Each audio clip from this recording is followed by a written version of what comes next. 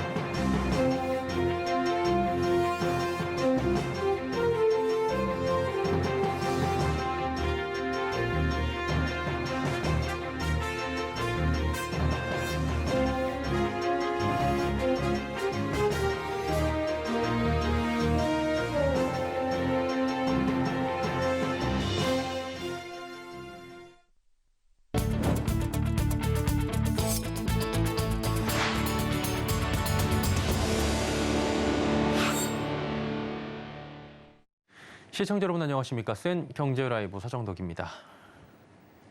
얼마 전 상장 예비 심사를 통과한 컬리의 시가총액이 장외 시장에서 큰 폭으로 하락한 것으로 나타납니다. K뱅크와 토스 등 다른 유니콘 기업들도 상황은 크게 다르지 않았는데요. 성낙윤 기자가 전해드립니다. 컬리와 K뱅크, 토스 등 네로라 하는 유니콘 기업들의 몸값이 크게 하락한 것으로 나타났습니다. 오늘 국내 비상장 주식거래 플랫폼 증권플러스 비상장과 서울거래 비상장 등에 따르면 컬리의 시가총액은 2조 원으로 올해 초 장외 시가총액과 비교하면 약 58% 떨어졌습니다. 국내 유니콘 기업 중 가장 큰 규모를 자랑하는 비바 리퍼블리카의 시총은 9조 3,400억 원으로 장외 시장에서 몸값이 연초 대비 60% 가까이 하락했습니다. 금융 유니콘이라 불리는 K뱅크의 현재 장외 시총은 약 5조 5천억 원으로 연초 대비 33%가량 줄었습니다. 최근 지속되는 인플레이션과 금리 인상, 치솟은 원달러 환율 등이 유니콘 기업들에게 악영향을 끼친 것으로 풀이됩니다. 영향력은 있다고 볼 수가 있죠. 이제 그 유니콘 기업들의 수급에 있어서는 사실 이 유동성이 감소하는 국면에서는 그렇게 긍정적인 요인만은 또 아니다라고. 유니콘 기업들의 그 자금 조달에 있어서도 이제 능력이 조금 제한되는 요인으로 작용할 수도 있습니다. 여러 악재가 겹친 상황 속에서 주요 유니콘 기업들의 몸값 하락은 피할 수 없다는 분석이 나옵니다. 이용찬 하이투자증권 연구원은 금리 인상으로 시장 자금이 말랐고 비상장 성장 기업의 밸류에이션에 대한 눈높이가 높아졌다며 벤처 캐피탈, 사모 투자도 보수적인 견해로 바뀌었다고 진단했습니다. 한편 유니콘 기업들의 시가총액 하락세가 실제 기업 가치를 반영하기 어렵다는 목소리도 나옵니다. 장외 시장에서는 소량의 주식을 팔면서 가격을 조금만 낮춰도 이를 기준으로 전체 시가총액이 계산되기 때문입니다. 업계 관계자는 일정 규모 이상의 장외 종목에 대해서는 개인 간 거래를 보다 엄격하게 제한하는 규정이 시행되면서 거래가 매도 중심으로 이루어지다 보니 가격 하락이 더 가파르게 나타났다고 설명했습니다. 서울경제TV 성낙윤입니다. 인터넷 은행들이 올해 상반기에 중저신용자 대상 신용대출 비중을 크게 늘리며 올해 목표를 달성할 것으로 보입니다. 하지만 비중이 빠르게 확대되며 건전성에 빨간불이 켜질 수 있다는 우려의 목소리도 제기됐습니다. 김미연 기자입니다. 인터넷 은행들이 올해 상반기 중저신용자 대상 신용대출을 크게 늘렸습니다. 지난해 말보다 카카오뱅크가 5.2%포인트, K뱅크가 7.4%포인트, 토스뱅크가 12.4%포인트 높였습니다. 목표치에 근접하면서 지난해와 달리 금융당국과 설정한 중저신용자 대출 비중 목표를 올해는 달성할 수 있을 거란 기대감이 나옵니다. 하지만 이에 따른 자산 건전성 부담도 덩달아 높아지는 상황. 실제로 인터넷 은행들의 고정 이하 여신 NPL 비율은 매분기 상승하고 있습니다. NPL 비율은 은행의 전체 대출에서 부실 대출이 차지하는 정도를 보여주는 건전성 지표입니다. 금융통계정보 시스템에 따르면 카카오뱅크의 NPL 비율은 지난해 3분기 말 0.21%에서 올 1분기 말 0.25%로 올랐습니다. 같은 기간 K뱅크는 0.49%에서 0.64%로, 토스뱅크는 지난해 말 0.01%에서 0.04%로 올랐습니다. 전문가들은 현재 인터넷은행의 대출 자산이 시중은행과 달리 대부분 신용대출로 구성된 만큼 안전자산인 주택담보대출 확대를 통해 리스크 부담을 줄일 수 있다고 진단합니다.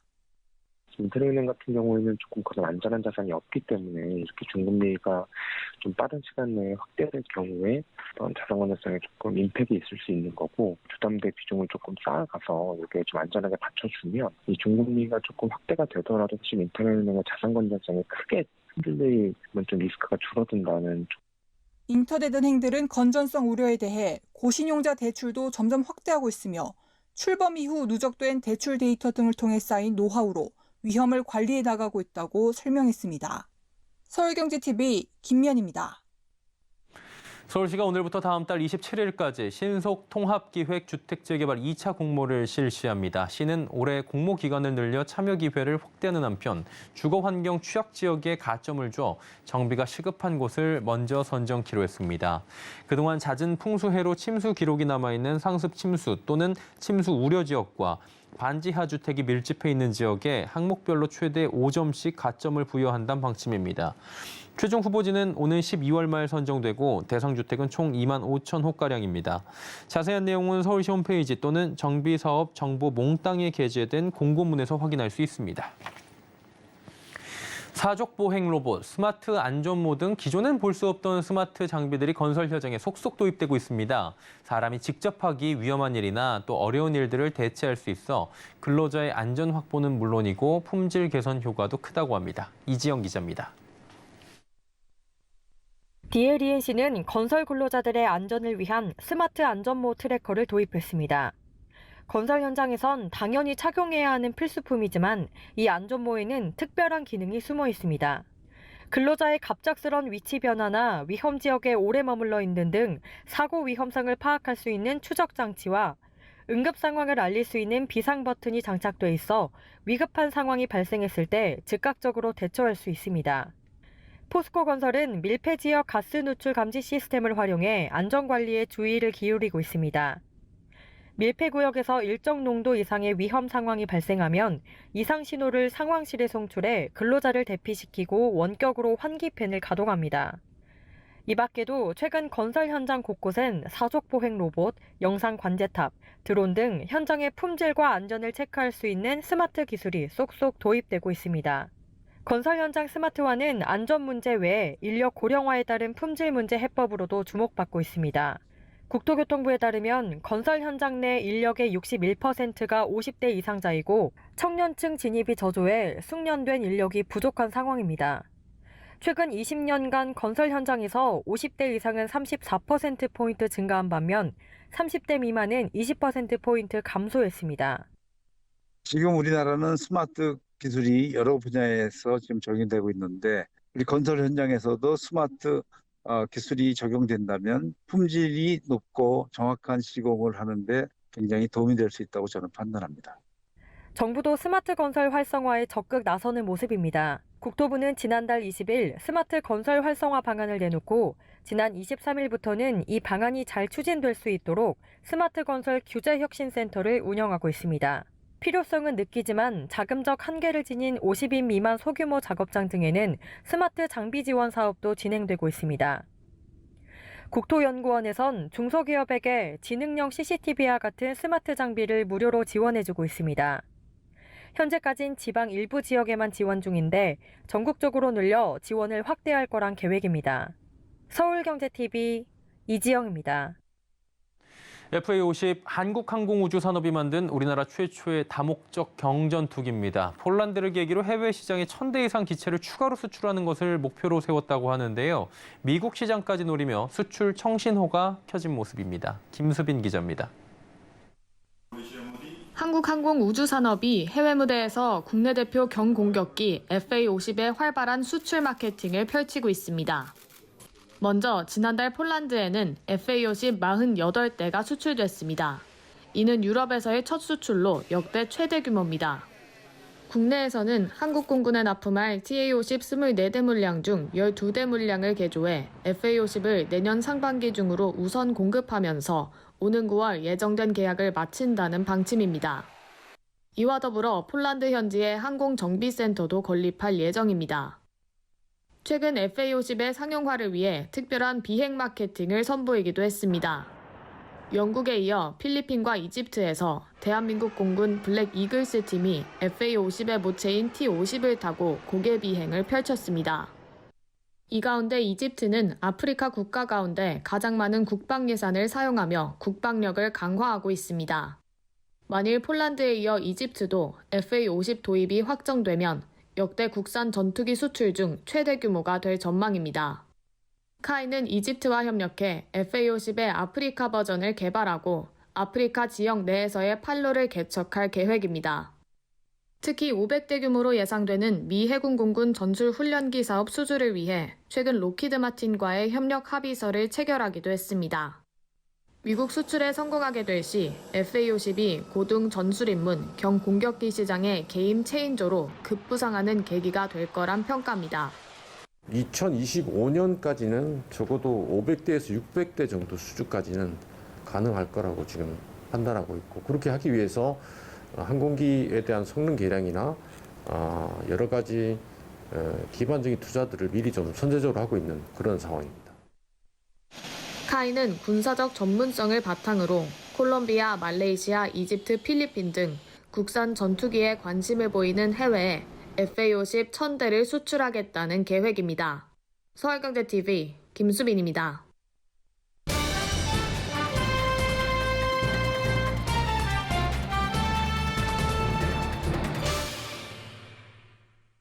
현재 시간으로 지난 26일 제롬 파월 미 연준 의장의 잭슨홀 연설로 인해 글로벌 주식시장이 대폭 하락을 했습니다. 국내 증시도 역시나 하락세를 피해가지 못하며 이른바 블랙 먼데이였죠. 코스피, 코스닥 모두 2%가 넘게 빠졌는데 하락적 속에서도 강세를 보인 업종이 있습니다. 그리고 앞으로의 증시 전망도 지금 속속 나오고 있는 상황인데요. 증권부의 최민정 기자와 어렵지만 좀 짚어보는 시간 갖도록 하겠습니다. 어서 오세요. 네, 안녕하세요. 예.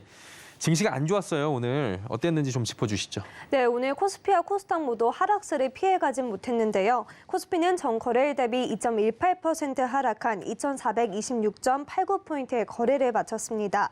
특히 외국인과 기관의 매도세가 강해지며 지수 하락을 부추겼는데요. 개인만이 나홀로 매수에 나섰지만 지수 하락을 막기에는 부족한 상황이었습니다.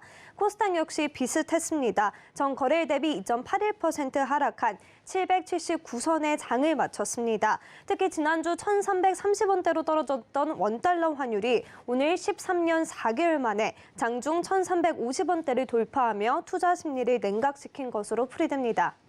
예, 환율도 지금 1,350원 뚫으면서 뭐 1,365원대까지 올라간다 이런 얘기들 나오고 있는데요. 일단은 이게 다 잭슨홀 회의에서 이 미팅에서 제롬 파월 연준 의장의 매파적 발언 때문인데 발언 내용이 도대체 어땠습니까? 네, 잭슨홀 회의 미팅 전부터 이제 발언에 대한 관심이 정말 뜨거웠는데요. 그렇죠. 현재 시간 26일 미국 잭슨홀에서 열린 경제정책 심포지엄에서 파월 연준 의장은 경기 침체를 감수하고서라도 치솟는 물가를 잡기 위해 금리를 올리겠다, 이러한 매파적인 발언을 했습니다. 그는 연준의 목표는 인플레이션을 2% 목표로 되돌리는 것이라며 금리 인상을 멈추거나 또 쉬어갈 때가 아니라며 당분간 긴축적인 정책 기조를 유지할 것이라 전했습니다. 파월 의장의 이러한 발언은 미국 9월 FOMC에서 75bp 수준에 달하는 금리 인상을 예고했다고 시장에선 해석하고 있고요. 그러면서 글로벌 주식 시장을 얼어붙게 만들었습니다. 따지고 보면 7월 FOMC에 이어지는 이 파월의 연설이 있었거든요. 그때도 매파적인 발언이 있었고 지금과 크게 다르진 않았는데 이번에 잭슨홀 미팅에서의 이런 발언에 더 크게 반응하는 이유가 있잖아요. 네, 시장이 받아들이는 반응이 정말 달랐는데요. 그렇죠. 현재 시간으로 7월 27일 파월 연준 의장은 두 번째 자이언트 스텝을 진행한 직후에 9월에도 이례적인 큰 폭의 인상이 적절할 수도 있다, 이렇게 언급을 했는데요. 또 지금부터 그때까지는 나오는 경제 지표가 더 중요하다며 매파적 발언을 이어간 바 있습니다. 다만 그때는 다음부턴 기준금리 인상 속도를 늦출 수 있다, 이러한 발언을 하며 금리 인상 속도 조절에 대한 투자자들의 기대감이 커진 바 있는데요. 지난 7월에는 인플레이션 피크아웃과 연준의 고강도 긴축이 끝날 것이라는 기대감이 컸던 반면에 지금은 연준의 긴축 행보가 끝나지 않을 것이란 시장의 우려가 확산되고 있는 모습입니다. 또 현재 시간 26일 발표된 7월 개인 소비 지출 가격 지수는 6월 6.8%에서 7월 6.3%로 둔화됐는데요. 파월 의장은 단 한 번의 월간 지표 개선만으로는 물가 상승률이 내려갔다고 확신하기에는 한참 모자르다며 시장의 기대에 찬물을 끼얹기도 했습니다. 이에 증권업계는 당분간 변동성 장세가 지속될 거다, 이렇게 전망하고 있는데요. 이번 주 금요일에 발표되는 미국의 고용지표, 또 9월 13일 발표되는 8월 CPI, 21일 예정된 9월 FOMC 회의 등 앞으로 나올 경제 지표에 따라 일희일비하는 장세가 지속될 것이라 전망되고 있습니다. 투자자들 입장에서는 이런 급락장을 버텨내기는 쉽지 않습니다. 방어 가능한 업종이나 앞으로 주목해야 되는 업종 그리고 전략들이 필요할 것 같은데 어떻게 보면 좋을까요? 네, 증권업계는 당분간 금리 상승에 취약한 업종은 피하면서 경기 방어적인 성격을 가진 업종을 주목해야 된다, 이렇게 보고 있는데요. 주목되는 업종으로는 방산, 음식료, 원전, 2차 전지 관련주 등이 대안이 될 수 있다 보고 있습니다. 실제 오늘 시장의 주목을 한몸에 받고 있는 태조 이방원이 상대적으로 선방하는 모습 보여줬는데요. 태조 이방원 업종의 주도주로 꼽히는 하나 에어로스페이스와 하나솔루션이 하락장 속 강세를 보이며 장을 마쳤습니다. 또한 제품 가격 인상 기대감에 농심 등이 상승 마감했고요. 2차 전지 폐배터리 관련주로 꼽히는 세비캠과 성일하이텍도 같이 오름세 보였습니다. 김대준 한국투자연구원은 당장 이번 주 금요일 미국 고용보고서가 발표되기 전까지 금리 상승에 취약한 업종은 피하면서 매크로에 무관한 업종 중심으로 시장에 대응할 필요가 있을 것이라고 조언하기도 했습니다. 예, 증권부의 최민정 기자와 함께했습니다. 고맙습니다. 고맙습니다.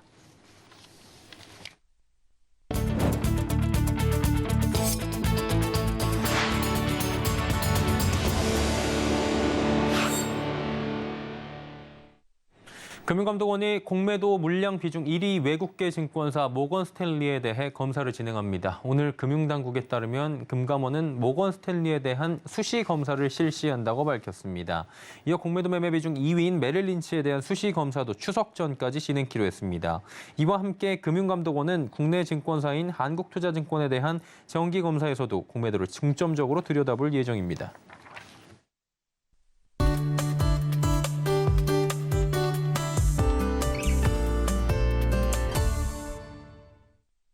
우리 주변에 있는 숲은 인류에게 상수를 공급을 해줍니다. 이산화탄소를 흡수해주고요. 기후변화를 저지해주게 되고 인류에게 수많은 물질, 서비스를 공급하고 또 인류의 건강에 도움을 주는 굉장히 이로운 부분이 있죠.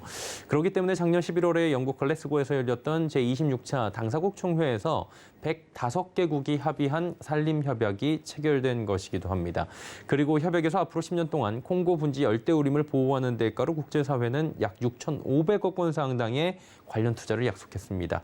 자, 그런데 세계에서 두 번째로 큰 콩고 열대우림이 사라질 위기에 처했다고 합니다. 자, 그래서 오늘은 굉장히 심각한 상황인 것 같은데요. 이 이야기 자세히 나눠보도록 하겠습니다.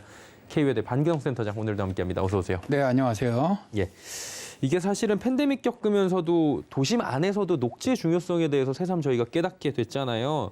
인식이 많이 확산이 됐고 그럼에도 불구하고 산림 면적은 계속 줄어들고 있다고 하는데 맞습니까? 네, 그렇습니다. 이제 유엔 식량농업 기구가 이제 2020년 5월 예. 로마에 여기서 이제 발표한 보고서에 따르면 2015년 이후 연간 약 1,000만 헥타르가 다른 용도로 전환되는 등 세계 산림 벌채는 계속되고 있다고 밝혔는데요. 예.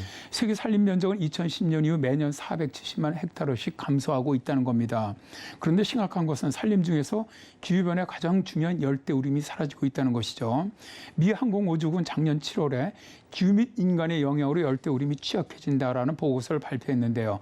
세계 3대 열대우림 지역 중에서 아마존 열대우림은 기후변화와 인간의 토지 이용으로, 아프리카의 콩고 열대우림 열대우림은 주로 온난화 및 건조 경향 등 기후변화로 인한 영향으로 아시아 열대우림은 주로 농업을 하기 위한 토지 변경에서 사라진다고 하는 겁니다. 예. 미 항공우주국 제트추진연구소의 사치 박사는 열대우림은 아마도 지구상에서 가장 멸종 위기에 처한 서식지라고 말하는데요. 기후변화 탄광이 있는 카나리아라고도 그분은 이야기를 하고 있습니다.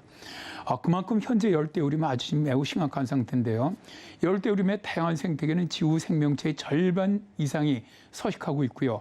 육지 식생이 되는 모든 탄소의 절반 이상을 포함하고 있습니다. 그리고 열대우림은 이산화탄소를 숨을 쉬고 성장을 하면서 탄소를 저장하기 때문에 기후변화를 저지해주는 역할을 하죠.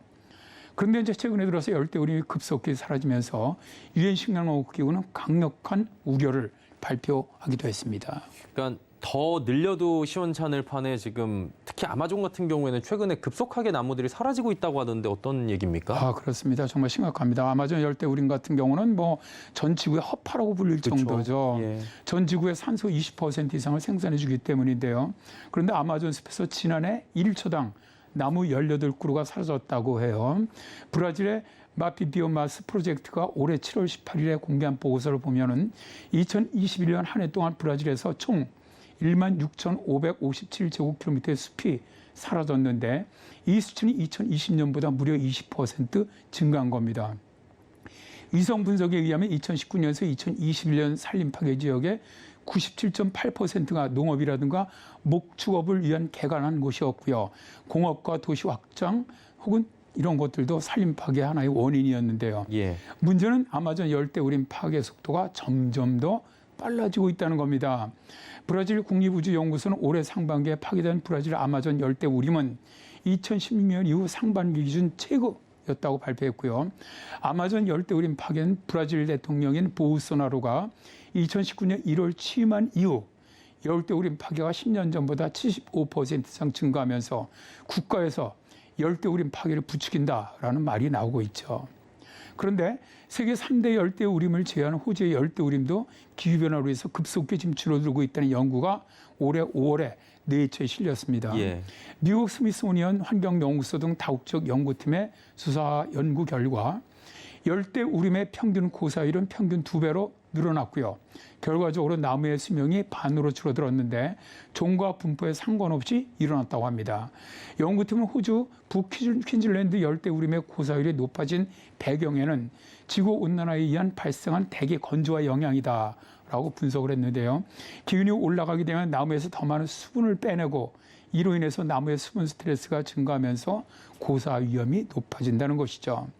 연구팀의 말리 교수는 현재처럼 열대우림 고사율이 증가한다면 열대우림은 머지않아 탄소 배출원이 될 것이고 지구온난화를 2도 안으로 제한하기 어려워진다라고 경고를 했습니다. 아마존이 제일 크고요. 그다음에 뭐 다음으로 크다고 하는 콩고 열대우림이 그런데 지금 사라질 위기다 이런 얘기들이 나오고 있는 거잖아요. 이곳에는 무슨 일이 생긴 겁니까? 이게 이제 작년 26차 당사국청에서 이제 105개 세계 나라가요? 정상들이 예. 합의했던 게 자, 2030년까지 먼저 산림 파괴를 좀 멈추자. 그다음에 토양을 좀 회복하기에 협력을 하자. 이렇게 합의를 했습니다. 예. 이게 이제 산림 토지 이용에 관한 선언이었거든요. 그래서 산림과 토지를 복원하는 이 협약에 브라질, 인도네시아, 콩고 민주공화국 등 전 세계 산림의 85%를 차지하는 국가들이 동참을 했습니다. 당시 콩고 대통령도 콩고 열대우림을 적극적으로 보호하겠다라고 약속을 했고요. 그래서 국제사회는 그 대가로 6,500억 원을 투자하겠다라고 약속을 했죠. 그런데 콩고 정부가 이 약속을 파기를 하고요. 열대우림 지역을 국제사회에 경매로 내놓았습니다. 약속을 변경한 가장 큰 이유는 러시아와 우크라이나 전쟁 때문이었는데요. 미국과 유럽연합 등이 러시아의 전쟁 자금을 말리기 위해서 러시아산 에너지 수입을 제한하자 국제적 에너지 가격이 급등을 했거든요. 그래서 콩고는 열대우림 지역에 매장돼 있는 석유 매장지를 외국에 팔아서 돈을 벌겠다고 나선 겁니다. 예. 당장 콩고 공화국의 75% 정도인 600만 명의 빈곤층에 해당할 정도로 경제위기가 아주 심각한 데다가 주 식량인 밀 수입을 러시아나 우크라이나에 의존해 왔기 때문에 기근이 극심해진 것이 열대우림 보호에서 파괴로 방향을 바꾸게 되는 것이죠. 부들부 콩고 타나소부 장관이 환경 파괴 우려를 인정을 하면서도 심각한 불안정과 기근 속에 사는 국민들에 대한 우선적인 책임이 있다. 라고 말하면서 열대우림 경매를 강행하겠다라고 밝혔는데요. 콩고 정부가 석유 매장지를 적극 개발하게 되면 현재 콩고 국내 총생산의 절반 수준인 연간 약 42조 원 규모의 수입을 올릴 수 있다는 겁니다. 콩고 정부는 열대우림 지역에 위치한 석유, 가스 매장지들을 국제 경매에 붙이기로 했는데요. 석유가스 채굴이 실제 이루어진다면 열대우림 파괴 등 치명적인 환경 파괴가 예상이 됩니다. 그리고 경매 대상 지역엔 유네스코 세계유산으로 지정된 비룬가 국립공원도 있습니다. 지구의 탄소 저장고로 불리는 이탄지도 경매 대상이 포함이 됐는데요. 이탄지는 전 세계가 화석연료 사용으로 배출하는 탄소량의 3년치에 맞먹는 탄소를 축적하고 있다고 하죠. 열대우림 파괴뿐만 아니라 급속한 기후변화의 티핑 포인트가 될 수도 있다라고 기후 전문가들은 우려하고 있습니다. 국제환경단체인 그린피스는 이 지역에서 석유 탐사가 일어난다면 전 세계 기후 재앙을 예상해야 할 것이고 우린 이를 무력하게 바라볼 수밖에 없을 것이라고 말했는데요.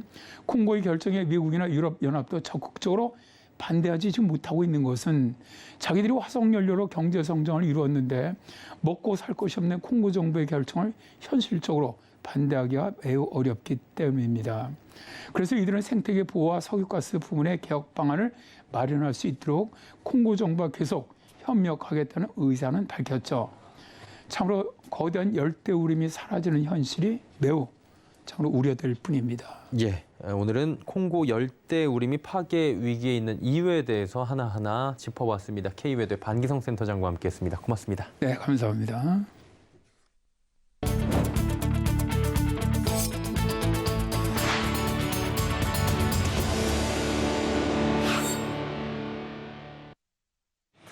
수행경제 라이브 저희가 준비한 소식은 여기까지입니다. 편안한 저녁 시간 보내시길 바랍니다. 고맙습니다.